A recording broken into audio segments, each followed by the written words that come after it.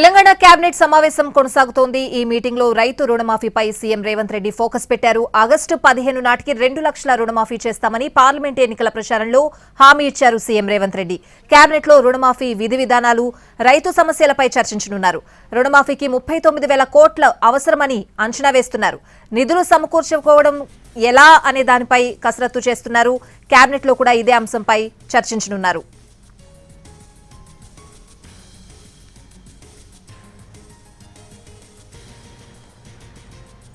Telangana cabinet సమావేశం కొనసాగుతోంది. ఈ మీటింగ్ లో రైతు రుణమాఫీపై సీఎం రేవంత్ రెడ్డి ఫోకస్ పెట్టారు. పూర్తి అప్డేట్స్ అడిగి తెలుసుకుందాం. మా ప్రతినిధి సుధీర్ లైవ్ లో సిద్ధంగా ఉన్నారు. సుధీర్, రైతు సంక్షేమమే అజెండాగా ఈరోజు కేబినెట్ సమావేశం జరుగుతుంది. సాయంత్రం 4 గంటలకు ముఖ్యమంత్రి రేవంత్ రెడ్డి అధ్యక్షతన కేబినెట్ సమావేశం అయితే ప్రారంభమైంది. పూర్తిగా రైతులకు సంబంధించిన అంశాలే ప్రధాన ఎజెండాగా కేబినెట్ సమావేశం అయితే కొనసాగుతుంది. అయితే ముందుగా చెప్పిన దాని ప్రకారం రైతు రుణమాఫీకి సంబంధించి ఆగస్టు 15వ తేదీని కట్ ఆఫ్ డేట్గా నిర్ణయించడం జరిగింది. ఈ ఆగస్టు 15 లోపే రైతు రుణమాఫీని చేసి చూపిస్తామని చెప్పేసి ముఖ్యమంత్రి రేవంత్ రెడ్డి సవాల్ చేశారు. బహిరంగ సభల్లో కూడా ఆయన ఈ విషయాన్ని చాలా స్పష్టంగా చెప్తూ వచ్చారు. అయితే ప్రస్తుతం రైతు రుణమాఫీకి సంబంధించి ఎవరు అర్హులు, ఎవరు లబ్ధిదారులు, ఎవరిని గుర్తించాలి అనే విషయానికి సంబంధించి వ్యవసాయ శాఖకు, ఆర్థిక శాఖకు ఈ బాధ్యతలను అప్పగించడం జరిగింది.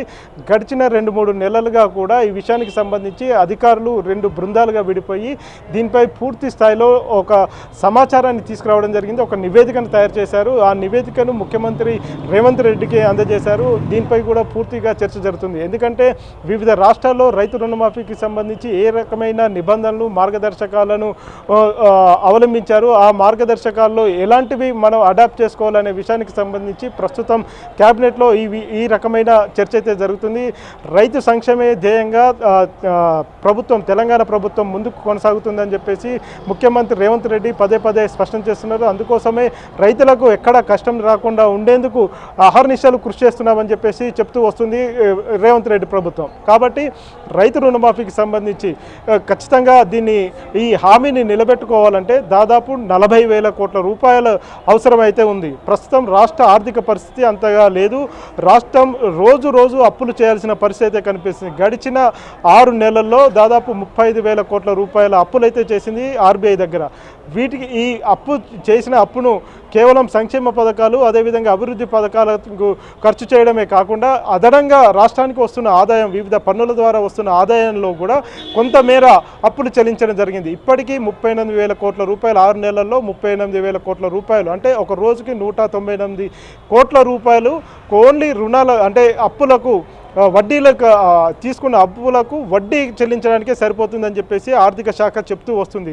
ఇక మీద చూసుకున్నట్లయితే ఇంకా 40,000 కోట్ల రూపాయలు కావాలి అంటే, రైతు రుణమాఫీ చేయాలంటే 40,000 కోట్ల రూపాయలు కావాలి.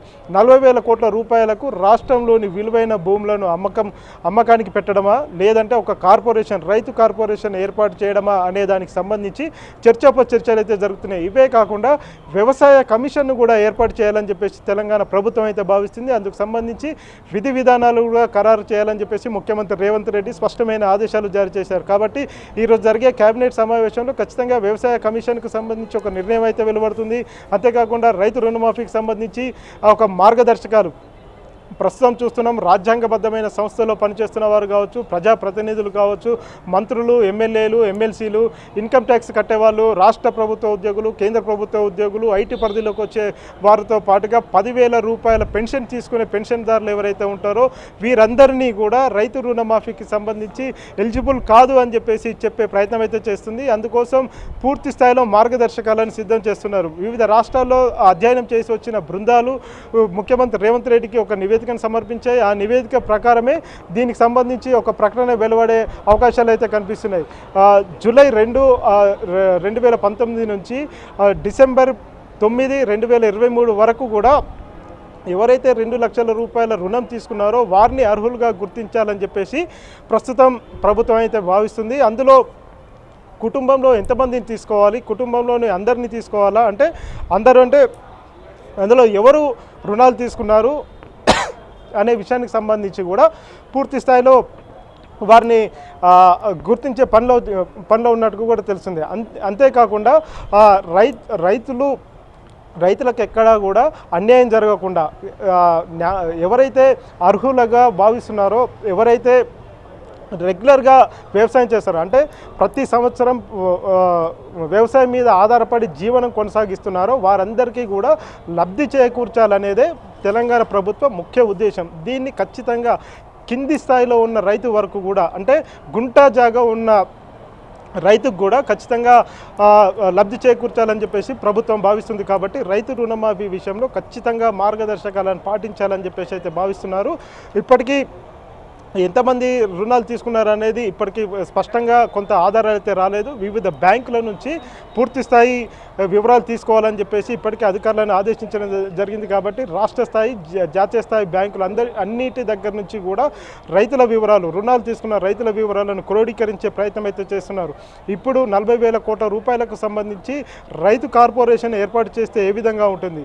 రైతు కార్పొరేషన్ ఏర్పాటు చేయాలంటే ఖచ్చితంగా ఆర్బీఐ పర్మిషన్ తీసుకోవాలి. ఆర్బీఐ పర్మిషన్ తీసుకోవాలంటే ఖచ్చితంగా దానికి మూలధనంకి సంబంధించి ఖర్చు చేస్తే దానికై మళ్ళీ రిటర్న్స్ రావాలి. ఖచ్చితంగా ఇప్పుడు ఒక 40,000 కోట్ల రూపాయలు వారు అప్పుగా ఇస్తే ఆ 40,000 కోట్ల రూపాయలు ఖర్చు చేసిన తర్వాత దానికి ఆదాయం వచ్చే మార్గాలను ఆర్బీఐకి సూచించాలి. కాబట్టి ఒక కార్పొరేషన్ ఏర్పాటు చేయాలని చెప్పేసి అయితే భావిస్తున్నారు. వివిధ శాఖలకు సంబంధించి అందులో నుంచి కొంత పెట్టుబడులు పెట్టే విధంగా కానీ, లేకపోతే ఇతర అంశాలను కూడా అందులో కలిపి ఒక కార్పొరేషన్ ఏర్పాటు చేస్తే ఏ విధంగా ఉంటుంది అనే విషయానికి సంబంధించి సాధ్యాసాధ్యాలను పరిశీలించే ప్రయత్నం అయితే చేస్తున్నారు. అందుకు సంబంధించి అధికారుల దగ్గర స్పష్టమైన వివరాలు అయితే ఉన్నాయి. ఆ వివరాల మేరకు ఈరోజు ఒక ప్రకటన చేసే అవకాశాలు అయితే కనిపిస్తున్నాయి. కాబట్టి రైతు రుణమాఫీకి సంబంధించి ఈరోజు ఒక స్పష్టమైన ప్రకటన వచ్చే అవకాశం ఉంది. ఆ క్యాబినెట్ ముగిసిన అనంతరం ముఖ్యమంత్రి రేవంత్ రెడ్డి స్వయంగా మీడియాకు ఈ వివరాలను అందించే అవకాశం ఉన్నట్టుగా కూడా తెలిసింది.